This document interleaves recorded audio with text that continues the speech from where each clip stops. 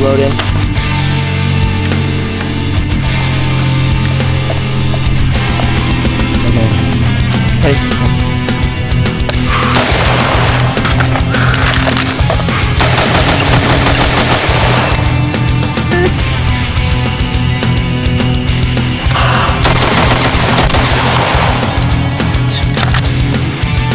Bitch. Mad bloopers.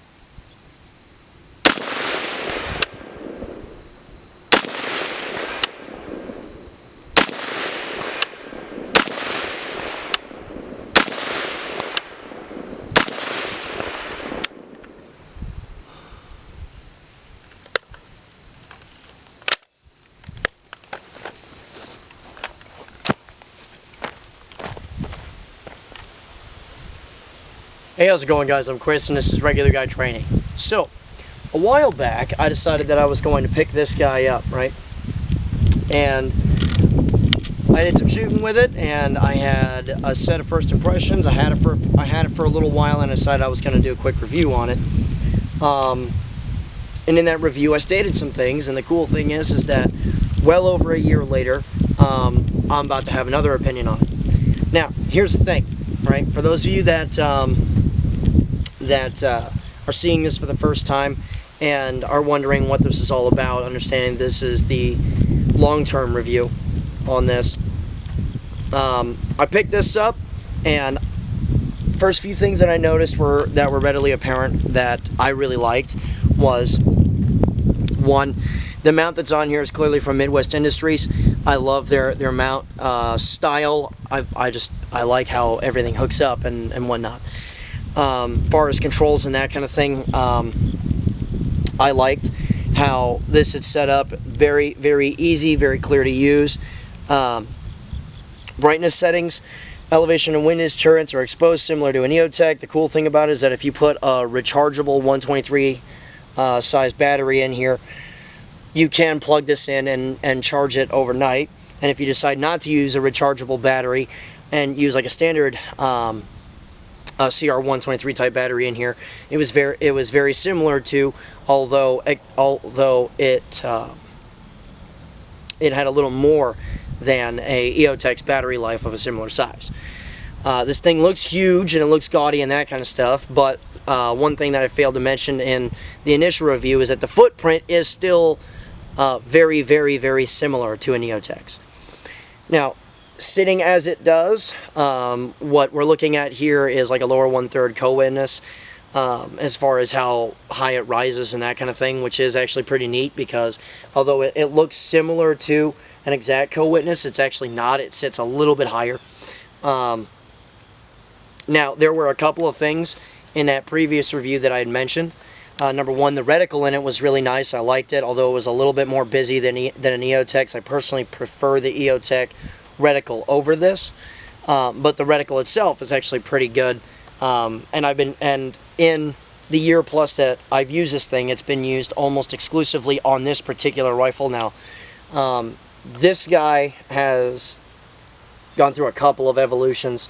The most noticeable is the A1 style stock with the full-length rifle buffer tube, spring and buffer, and all that was really to do is just to, at first it was just kind of, let's see how it works kind of deal, but it turned into one of the flattest shooting guns that I own.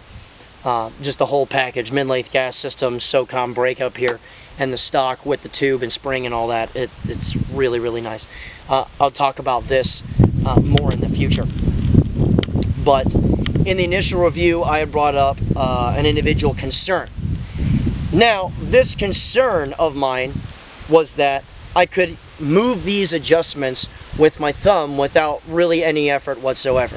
And I marked that as a concern because there was a big part of me that had no confidence in whether or not this thing would maintain its zero if its adjustment screws were so easy to move. Now, I'm one of those people to where if I have a particular thought process on a particular piece of gear, I love being wrong. Okay, I love being wrong. I have strong opinions that lead me to believe that I won't be wrong sometimes. But in a lot of different cases, if I'm proven wrong demonstrably, then I'm actually pretty glad for it. You know, I'd spent the money to pick up this optic and that kind of thing, and in my initial review, I recommended it to 0 people.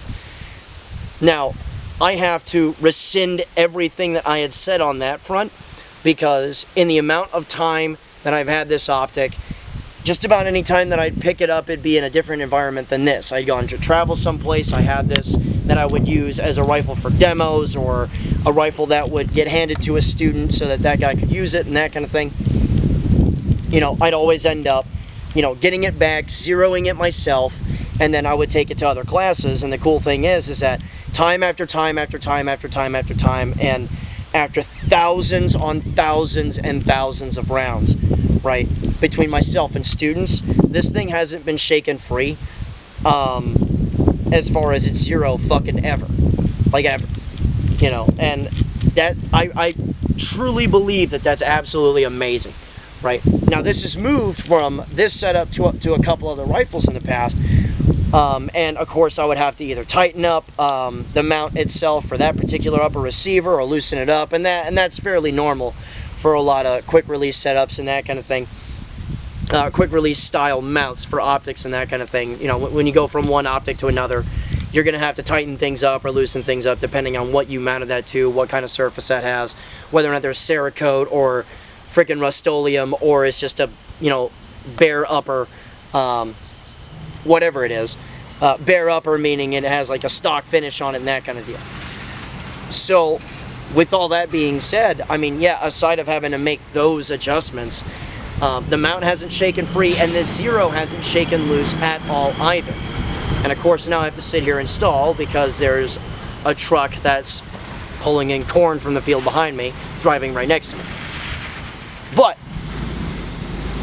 that was my biggest concern, was that this was so easy to move that I had no confidence in its ability to maintain 0.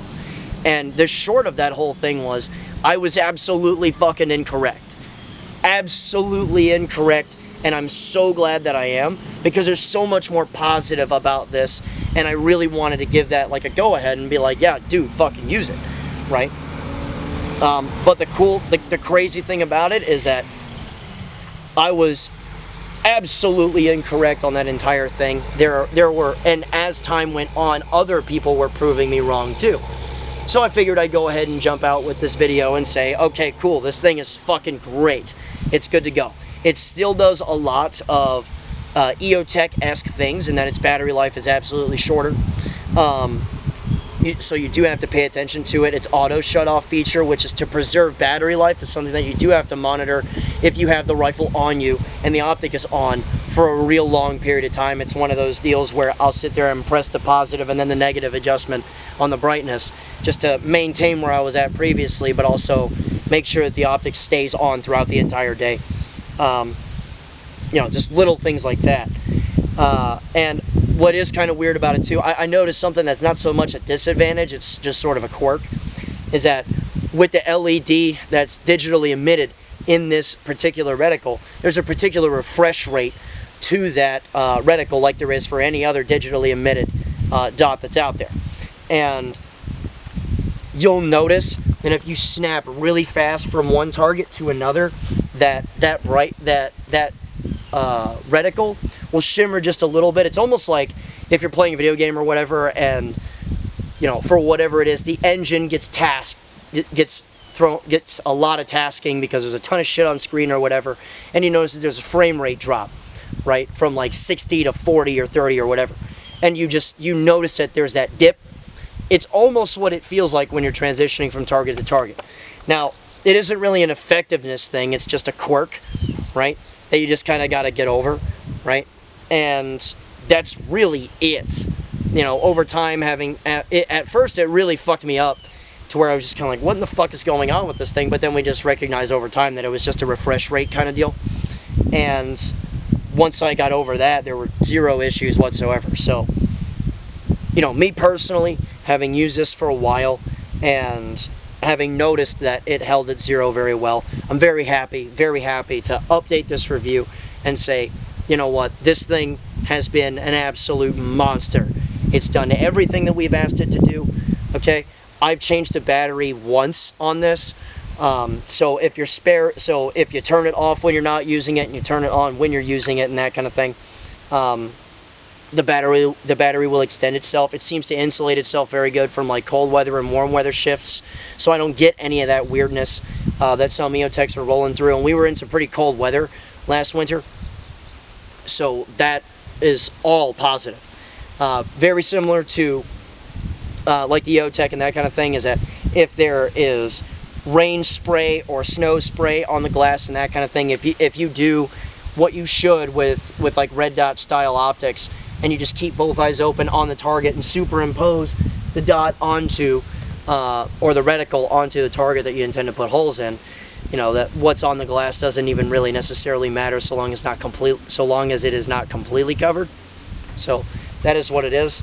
And a lot of guys are not going to necessarily like the fact that you have to turn it on when you're getting ready to use it. So for a lot of people, they're not going to see this as like a home defense optic and that kind of thing, which I totally understand, right?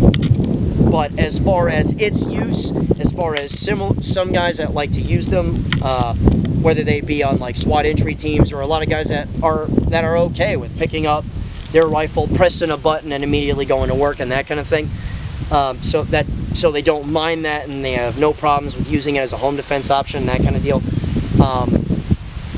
You know, everything that I said was unfortunate about this is just not the case.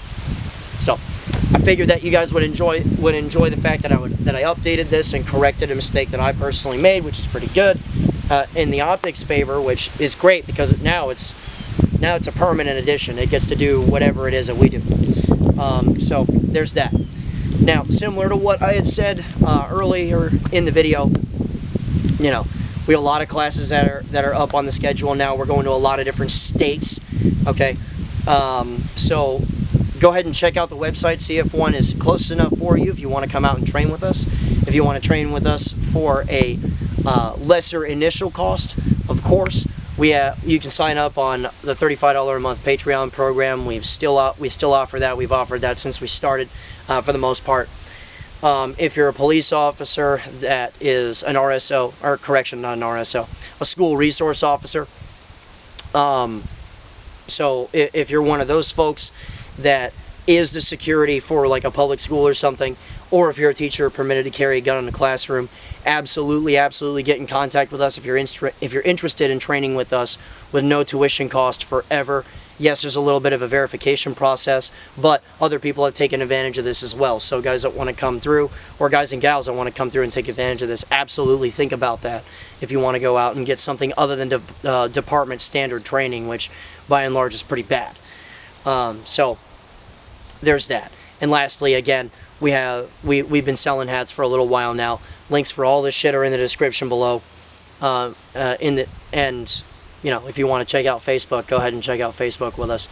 And remember, a regular guy's firearm is the last defense against tyranny. Be easy.